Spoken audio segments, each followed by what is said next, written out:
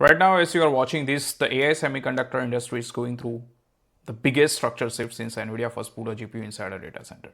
So we are talking about near $1 trillion industry that is fundamentally recognizing itself. And it is not about who has the biggest chip anymore. It is about who can run AI models the cheapest, the fastest, and the most massive scale.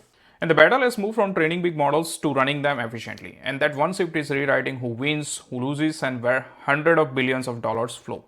So in this video, I'm going to break down every major forces reshaping the AI chip landscape right now. From NVIDIA's counterattack to the hyperscaler rebellion to a memory crisis that is driving up the prices of your laptop RAM. So let's get into. So first, let me set the stage. For the last few years, the AI chip conversation has been dominating by one thing: training. Who has the biggest GPU cluster? Who can train the largest model? And that was the game. But in 2026, something has definitively flipped: inference workloads. And that's the process of actually running a trained model for real users. Now account for roughly 2/3 of all AI compute, up from third in 2023 and about half in 2025. According to Deloitte, the market for inference optimized chip alone will surpass $50 billion this year.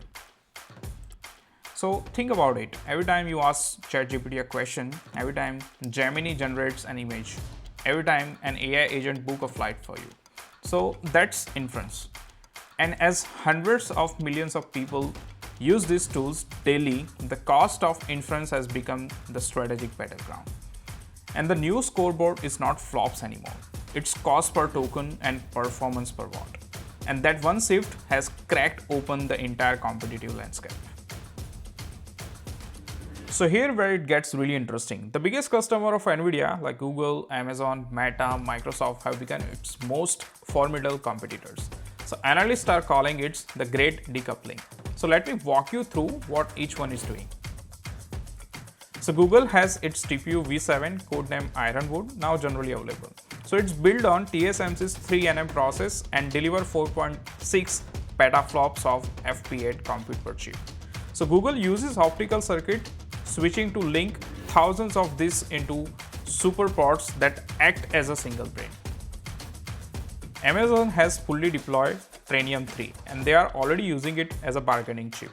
So cutting prices on their own NVIDIA based instance by up to 45% to push customer toward their own silicon. Meta is rolling out MTIA V3, their in-house inference chip designed specifically for recommendation algorithms and large language model serving. Microsoft has Maya 200, codename Braga, now powering a significant portion of ChatGPT's inference workloads on Azure. And numbers tell the story. Custom ASIC shipment from cloud providers are projected to grow 44.6% in 2026, while GPU shipments are expected to grow just 16.1%. These custom chips are roughly 1.4 to 2 times more cost efficient than GPU for inference, and that's a massive margin advantages.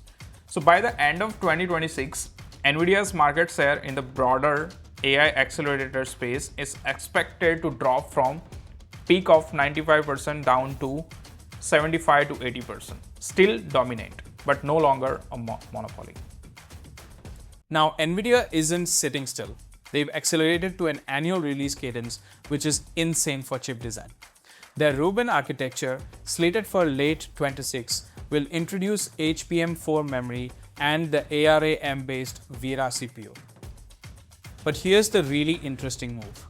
HTC 2026, NVIDIA introduced LPX, a brand new inference rack architecture based on the Groq LPU technology they acquired. These racks use 256 language processing units with massive on-chip SRAM and deterministic execution. The idea is that for latency-sensitive inference, real-time speech, video generation, agentic workflows, LPX handles it, while Rubin GPUs handle the heavy training and long context reasoning. NVIDIA is also opening up NVLink Fusion to third-party ASICs, trying to move the lock-in from the chip level to the network level. They're transitioning from being a chip company to a full-stack AI platform company. But there's a crack in the armor, CUDA. For years, NVIDIA's proprietary CUDA software ecosystem was the moat nobody could cross. In 2026, that's changing. OpenAI's Triton compiler has emerged as a hardware-agnostic alternative with mature backends for Google's TPU, AWS Trainium, and AMD's MI350 series. If developers can write code that runs on any accelerator, NVIDIA's software lock-in weakens significantly. This is one of the most underappreciated shifts happening right now. Beyond the hyperscalers, a wave of specialized AI chip startups are shipping real silicon, not just slide decks. SambaNova unveiled the SN50 chip in February 2026, claiming 5 times faster speed and 3 times lower total cost of ownership compared to GPUs for agentive AI workloads. SoftBank will be the first customer deploying SN50 in next-gen AI data centers in Japan. SambaNova also announced a strategic collaboration with Intel for inference solutions. Grok, whose LPU technology NVIDIA actually acquired for their LPX racks data centers in Dammam. Their architecture runs inference faster and cheaper than NVIDIA even on older 14 nanohertz technology. Positron raised a $230 million plus Series B and claims 3x lower latency and one-third the power consumption versus H100 systems for trading workloads. Their approach burns the transformer architecture directly into silicon. Sohu built the world's first transformer ASC. 8 Sohu chips can generate over 500,000 tokens per second, an order of magnitude more than 8 NVIDIA B200S. And then there's Broadcom, the silent giant. Broadcom is the primary design partner for Google's TPUs and Meta's MTIA chips. Their AI semiconductor revenue is projected to hit $46 billion in 2026, driven by a $73 billion backlog from hyperscaler orders. Now let's talk about the global player that makes almost all of this possible, TSMC. Arguably the most critical company in the entire AI hardware stack. Nearly every major AI chip, NVIDIA GPUs, Google TPUs, AMD Instinct, Apple Silicon, and many custom AI ASICs is manufactured by TSMC. In advanced chips at 7 nm and below, TSMC controls over 90% of global capacity. But the real bottleneck isn't chip fabrication anymore, it's advanced packaging. TSMC's CoWoS technology, which connects GPU dies with high bandwidth memory, has become the key choke point in AI infrastructure. Demand has exploded over the past 2 years. TSMC is scaling CoWoS capacity from 35,000 wafers per month in late 2024 to around 130,000, 150,000 wafers per month by 2026, nearly a 4-fold increase. And here's where it gets interesting. NVIDIA has reportedly secured about 60% of that capacity. More than 85% of total CoWoS supply is already locked in by top customers, leaving less than 15% for the rest of the industry. TSMC is investing heavily to keep up. $56 billion in capex for 2026, with over 70% going to advanced nodes and more than 10% to advanced packaging.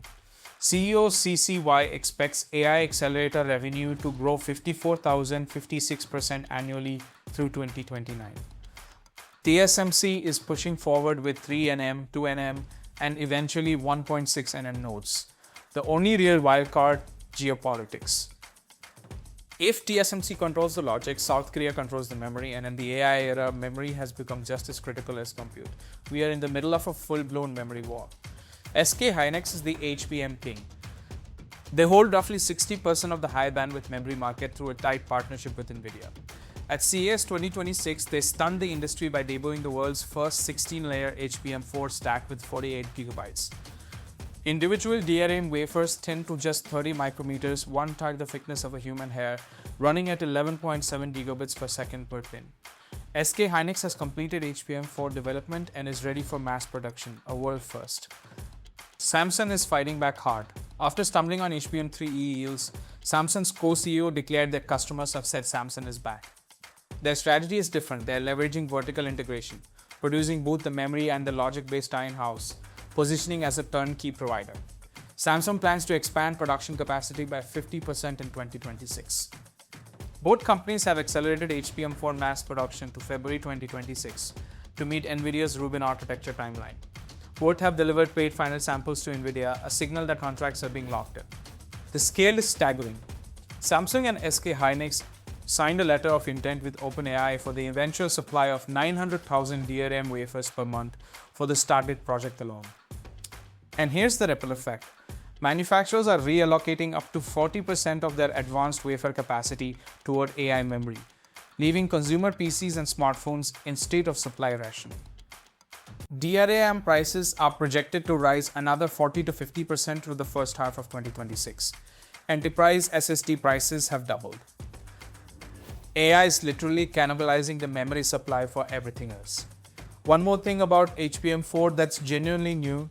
For the first time, the base die of the memory stack is being manufactured on advanced logic nodes like 5nm or 4nm. That turns the memory itself into a coprocessor.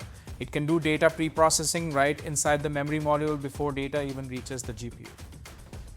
And then there's the company that sits upstream of everything, ASML.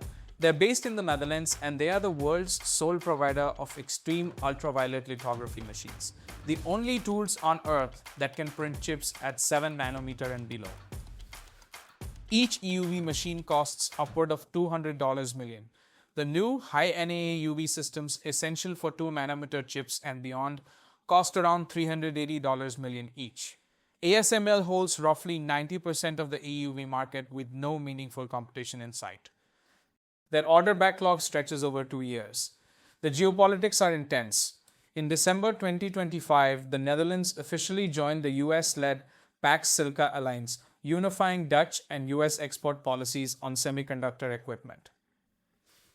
ASML expects its China revenue to drop from 36% of sales in 2024 to about 20% by end of 2026.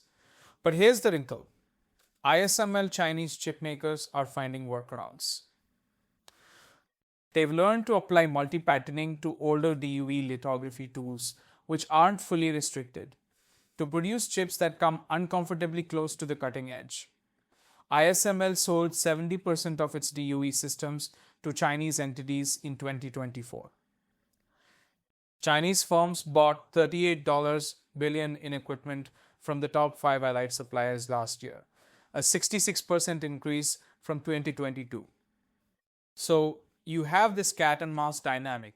The West tightens EUV export controls, while China exploits the gap in DUV restrictions and races to build domestic alternatives. Experts estimate Chinese EUV capability is still at least 5 years away, but they're not sitting idle. One more shift happening in parallel, inference is moving to the edge. Companies want to run AI models locally on your phone, your laptop, industrial sensors, instead of sending every query to the cloud. The market for on-device AI is growing at over 26% annually. The edge AI chip market is valued at $4.4 billion in 2026 and projected to reach $11.5 billion by 2031. TSMC's 3 nanometer platform delivers 30% power reduction, which is critical for fanless edge devices. The AI PC is no longer a niche category, it's becoming the industry standard, forcing a massive hardware replacement cycle. This creates a new layer of demand for AI chips that's independent of the data center cycle. Privacy, latency, and cost are all driving this shift. It's cheaper to process locally than to hit an API endpoint for every query. So let's zoom out and look at the big picture.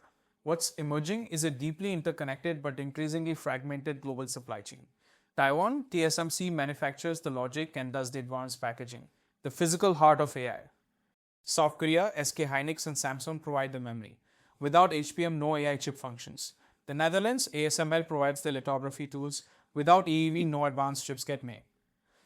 The United States designs the chips, NVIDIA, AMD, Google, Qualcomm, and increasingly sets the geopolitical rules. Europe, beyond ASML, holds strength in automotive and industrial semiconductors, Infineon, NXP, ST Microelectronics, but the strategy is selective autonomy, not competing on leading-edge logic. This extreme concentration means a disruption at any single link, geopolitical conflict, natural disaster, pandemic could trigger a cascading global crisis. The semiconductor industry is approaching $1 trillion in total revenue, but it has never been more fragile. So here's what I want you to take away from this. The AI chip war is no longer about who has the most flops. It's about cost per token, performance per watt, and who controls the supply chain. The scoreboard has changed, and with it, the entire competitive landscape. NVIDIA is still dominant, but its monopoly is cracking. The hyperscalers are building their own silicon. Startups like SambaNova, Grok, and Positron are shipping real alternatives. TSMC is the irreplaceable manufacturer. South Korea controls the memory, and ASML is the ultimate choke point that everyone depends on. The next 12 to 24 months will determine whether the AI hardware market becomes a diverse competitive ecosystem or whether it reconsolidates around a new set of gatekeepers. Either way, the era of the general purpose GPU as the sole engine of AI is ending. If you found this breakdown valuable, hit subscribe. I cover AI infrastructure, data engineering, and the technology reshaping how we build and deploy AI systems. Drop a comment and let me know which part of this you want me to go deeper on: the TSMC packaging bottleneck, the HBM Memory War, the CUDA versus Triton battle, or the geopolitics of ASML. I'll see you in the next one.